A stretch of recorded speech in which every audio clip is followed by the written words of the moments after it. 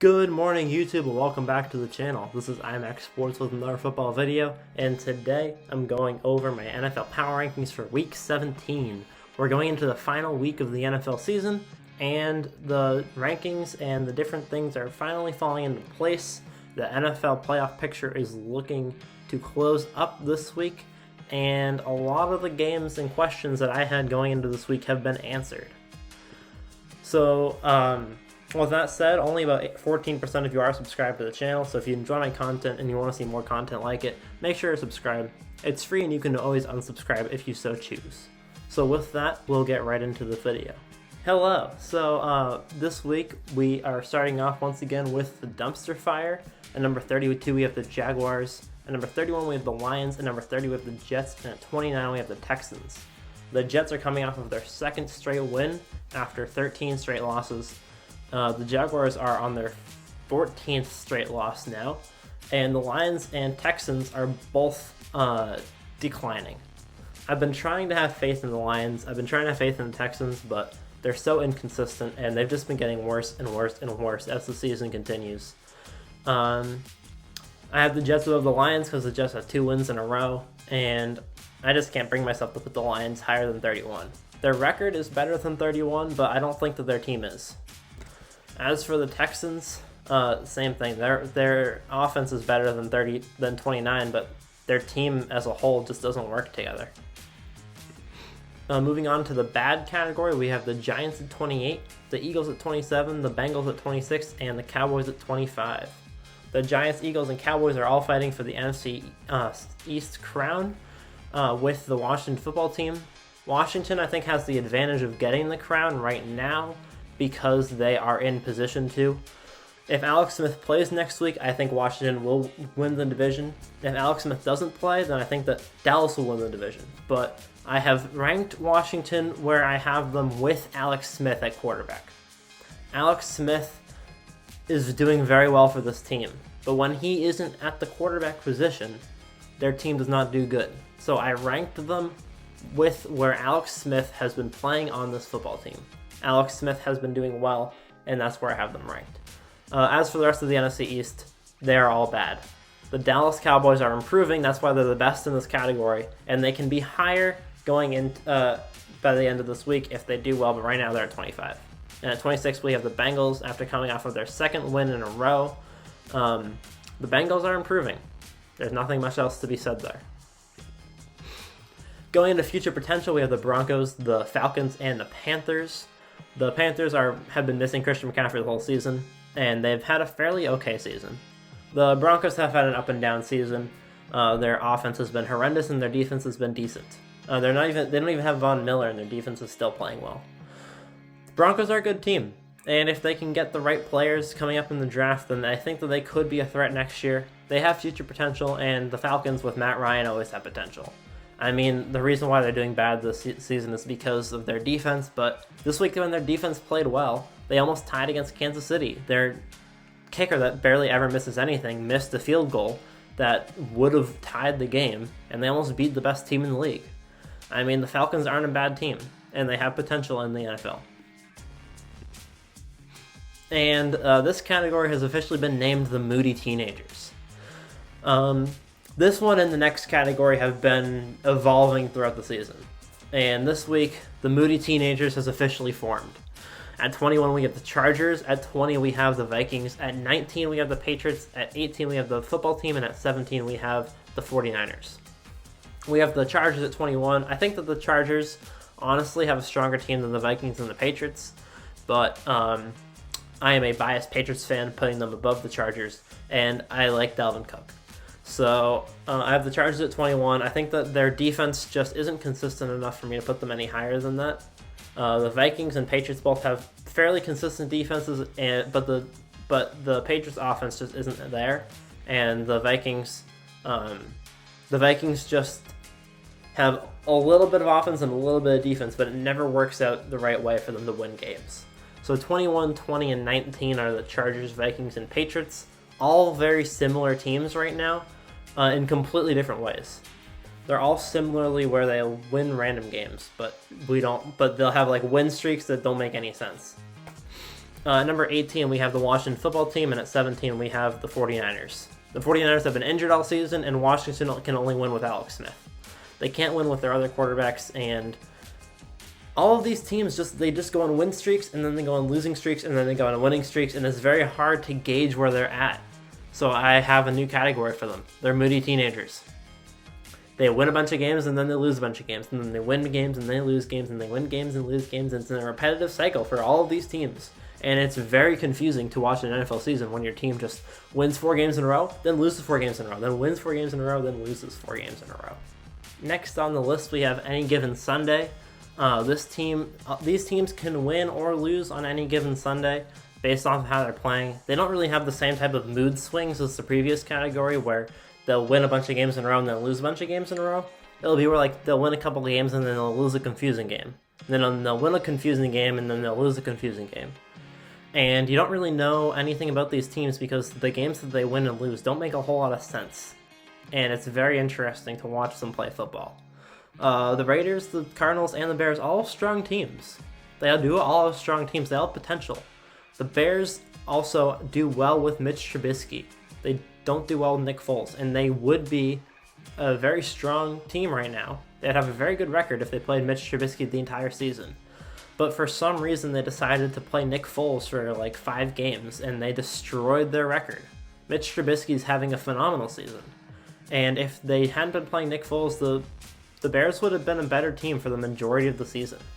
But that coaching decision was just terrible for them, and it sent them to a different realm. In strong contenders, we have the Rams, the Dolphins, the Browns, the Colts, and the Buccaneers. The Rams are at 13, the Dolphins at 12, the Browns at 11, Colts cracking the top 10, and the Bucs at 9. This week, the Rams lost a second game in a row, and they're not looking strong. They lost to the Jets, and now this week they lost to the Seahawks, the divisional rival, only putting up 9 points to a previously bad defense.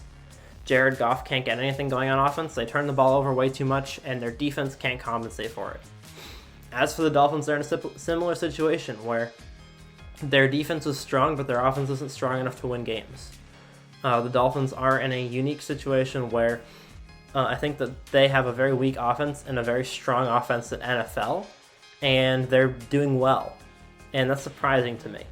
So I wouldn't be surprised if the Dolphins made the playoffs and continued to play well. But I don't really. They're a wild card team right now. They're the definition of a wild card because you don't know what you're going to get from them, and I think that they can be fantastic or they can be terrible in the playoffs.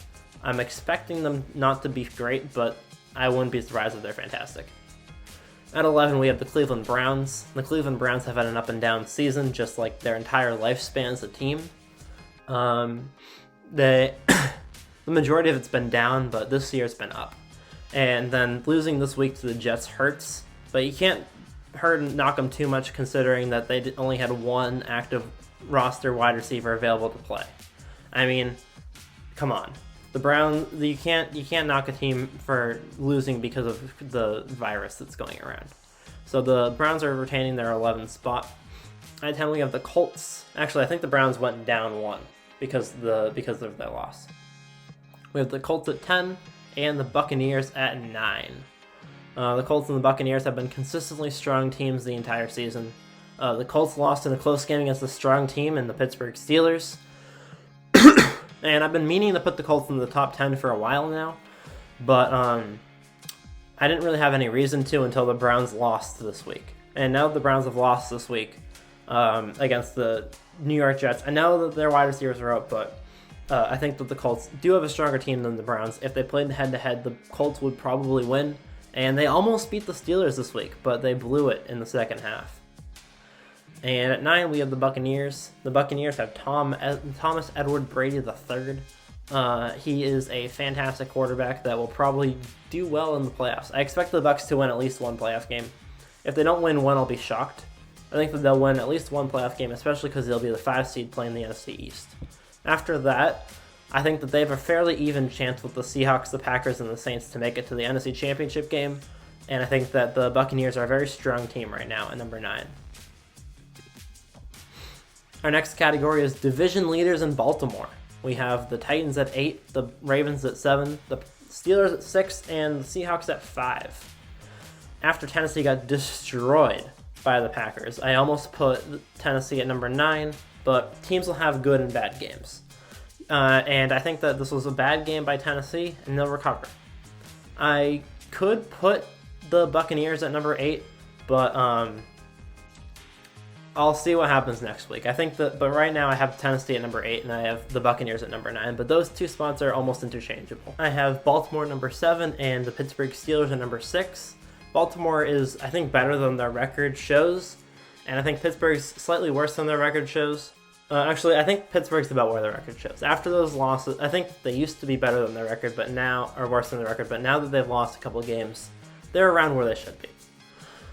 Baltimore has not lost a single game this year by more than one score, and that definitely means something for a team. The Ravens are a consistently good team that can lose close games, but I think that they're a very strong team in the NFL. And they've been coming back stronger after Lamar had his bout with the virus, and they have the largest point differential in the NFL right now. So Ravens at number 7, they're a strong team. You got to watch out for them. I don't know if they'll do much in the playoffs because Lamar Jackson doesn't have that great of a playoff record, but I'm not counting them out. At 6 and 5, we have the Steelers and the Seahawks. The Steelers beat the Ravens twice in the regular season, and although they lost a few weeks in a row, the Steelers are a strong team. They're going to continue to play strong. They just need better coaching, and they need to let Ben Roethlisberger do his thing. Mike Tomlin needs to take a step back, watch Ben Roethlisberger, let Ben Roethlisberger take over, and the Steelers will be a better team. And they need to keep the ball on the ground more. They can't throw 50 passes a game and expect to win. With the Seahawks at 5, their defense is improving. I was hesitant to put them in the top 5 because their defense was not very strong, but after the showing against a good Rams offense, keeping them to 9 points, Seattle has not let a team score over 20 points in the last 5 weeks, I think. So they deserve to be number 5. Their defense is stronger, their offense is good, and they are a number 5 team in the NFL. And finally, we have the NFL's elite, like always. Kansas City's number 1, the Packers are number 2, the Bills are number 3, and the Saints are number 4. The Saints are still in the top 4 after a nice win over the Vikings by nearly 20 points, a 3-touchdown win. The Bills are at number 3 this week. Even if they lose to the Patriots, they'll still be above the Saints. I almost put them at 2, but the Packers just blew out the Titans by so much I needed to put the Bills at 3. The Bills will retain their spot at 3 even if the Patriots win because the Patriots, it's a divisional game in Foxborough. You can't knock the Bills for losing a divisional game in Foxborough, especially when you're guaranteed to win the division and you're probably going to rest some of your starters. At 2, we have the Packers after winning a massive game against Tennessee, 40-14. I thought that game would be very close, but it ended up being a blowout by the Green Bay Packers. And at number 1, we have the Kansas City Chiefs. They almost lost to the Falcons this week, but Patrick Mahomes was able to reel it in. They got lucky with the Falcons missing the kick, and once again, even though it's a close game, Patrick Mahomes proves that he cannot be dethroned. So, thank you guys for watching the video. I hope you guys enjoyed. Make sure to leave a like and subscribe to the channel. It really helps out. It'd be great if we could reach 800 subscribers this week. I'd really appreciate it. You guys have been amazing supporting the channel, and I appreciate every single one of you that has subscribed, every single one of you that has watched the video, and all the people that tuned into my stream. I'm probably going to stream another game next weekend, so watch out for that. This week I streamed the Packers-Titans game. It was a much different game than I expected. The stream had some bugs that I had to fix, but I had some connection issues, but other than that, it went pretty well. And I'd like to thank everyone that came out to watch. So, thank you guys for all the support, and I'll see you guys in the next one. Peace out.